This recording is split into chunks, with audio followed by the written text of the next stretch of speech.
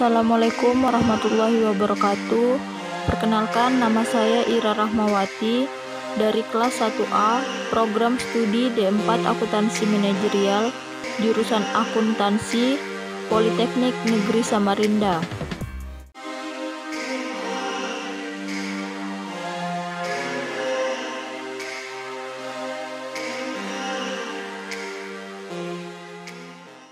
Saya akan menjelaskan materi pada bab 7, yaitu perencanaan.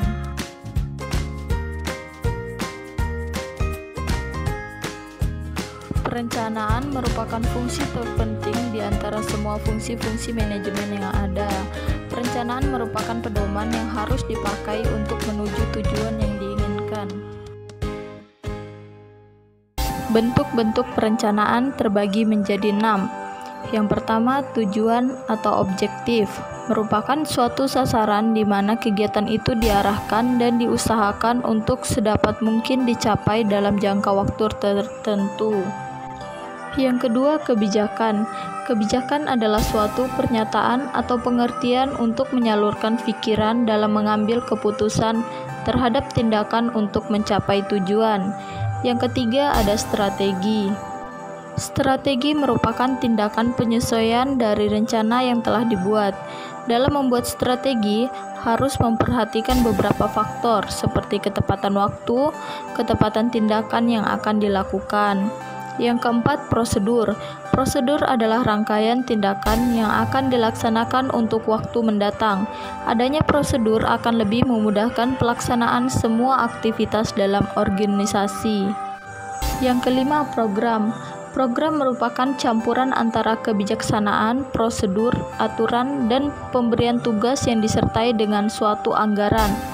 Semuanya ini akan menciptakan adanya tindakan. Program terbagi menjadi 2, yaitu program umum meliputi seluruh organisasi. Yang kedua, program khusus hanya mencangkup kegiatan-kegiatan dari masing-masing bagian yang ada di dalam organisasi. Yang terakhir, ada aturan.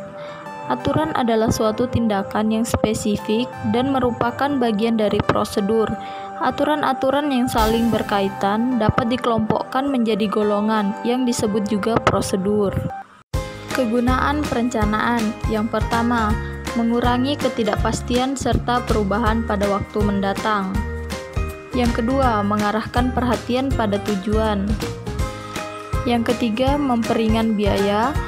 Dan yang terakhir, sarana untuk mengadakan pengawasan. Berikut beberapa persyaratan perencanaan. Yang pertama, faktual atau realitas. Yang kedua, logis dan rasional. Yang ketiga, fleksibel. Yang keempat, komitmen. Dan yang terakhir, komprehensif. Langkah-langkah penyusunan perencanaan. Yang pertama, menetapkan tujuan. Yang pertama, dibuat dulu tujuan, kemudian baru dipecah-pecah menjadi beberapa tujuan untuk masing-masing bagian. Tujuan ini menggambarkan tentang apa yang diharapkan dapat dicapai dan merupakan suatu titik akhir tentang apa yang harus dikerjakan. Selain itu, tujuan menggambarkan pula tentang apa yang harus dicapai setelah dibuatnya pola kerja daripada kebijaksanaan, strategi, prosedur, aturan, anggaran, dan program. Langkah kedua yang harus dilakukan dalam menyusun perencanaan adalah menyusun anggapan-anggapan. Dengan adanya ini, perencanaan akan lebih mudah terkoordinir apabila makin banyak individu yang terlibat di dalam perencanaan, di mana mereka berusaha untuk mengetahui dan menggunakan anggapan secara acak. Anggapan yang dicari adalah anggapan yang diperkirakan dapat memberikan pengaruh terhadap suatu rencana, baik anggapan yang berasal dari luar maupun anggapan yang berasal dari dalam semuanya. Ini dapat diperoleh dengan mengadakan peramalan. Langkah yang ketiga yaitu menentukan berbagai alternatif tindakan. Banyak sekali cara yang dapat ditempuh untuk mencapai suatu tujuan, akan tetapi tidak semua cara dapat dilakukan dan saat itu. Oleh karena itu, tujuan dari menentukan berbagai alternatif tindakan adalah memilih cara-cara yang sesuai saja. Yang keempat, mengadakan penilaian terhadap alternatif tindakan yang sudah dipilih. Dalam langkah keempat ini, dilakukan usaha-usaha untuk mencari alternatif mana yang akan memberikan hasil maksimal dengan pengeluaran tertentu. Langkah yang kelima yaitu mengambil keputusan. Setelah diadakan penilaian dengan mengadakan perbandingan serta pertimbangan-pertimbangan yang masak terhadap berbagai alternatif, barulah diambil keputusan tentang alternatif mana yang diharapkan dapat mencapai tujuan. Dan yang terakhir, menyusun rencana pendukung. Jadi, jika penyusunan perencanaan sudah selesai, kita dapat menyusun rencana pendukung.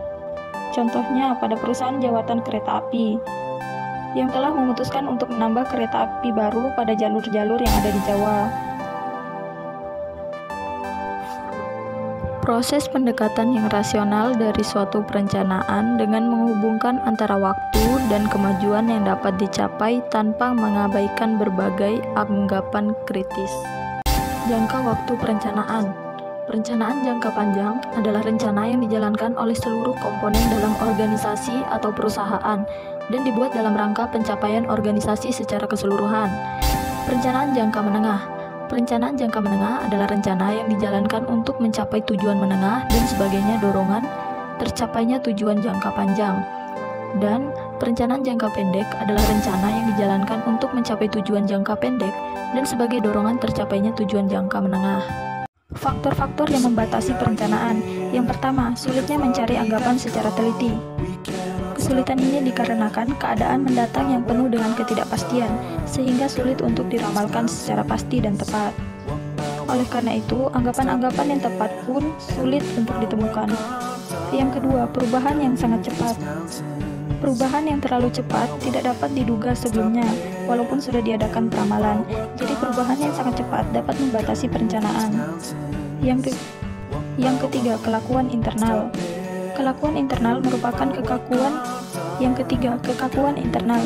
Kekakuan internal merupakan kekakuan yang tercipta dan berasal dari dalam organisasi perusahaan. Dapat berupa kekakuan psikologis, kekakuan karena adanya prosedur dan kebijaksanaan, serta kekakuan sumber daya dan dana. Yang keempat, kekakuan eksternal.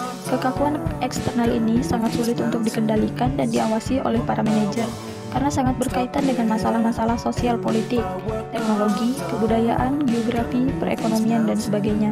Dengan demikian, faktor tersebut sangat membatasi suatu perencanaan. Waktu dan biaya. Faktor biaya sangat berkaitan dengan waktu. Makin lama waktu yang dibutuhkan, makin besar pula biayanya. Demikian pula sebaliknya, jika waktu yang dibutuhkan tidak terlalu lama, biayanya pun akan lebih rendah. Berikut beberapa faktor yang dapat dipertimbangkan sebelum mengambil suatu keputusan yang baik dan tepat. Yang pertama, harus berusaha untuk dapat mencapai suatu tujuan yang tidak terpenuhi tanpa melalui tindakan yang positif. Yang kedua, harus dapat mengetahui dengan jelas tentang tujuan-tujuan manakah yang dapat dicapai beserta segala kekurangannya.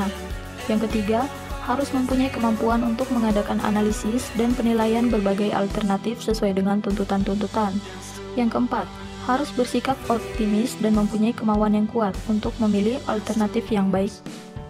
Untuk mengambil keputusan yang rasional, perlu digunakan alat-alat seperti operation research, teori probabilitas, dan linear programming. Selain ketiga macam alat pengambilan keputusan di atas, masih terdapat berbagai teknik yang dapat dipakai untuk memperbaiki kualitas pengambilan keputusan pada keadaan yang sifatnya tidak pasti, tetapi masih berada di dalam batas-batas kewajaran. Alat-alat tersebut adalah yang pertama, analisis risiko.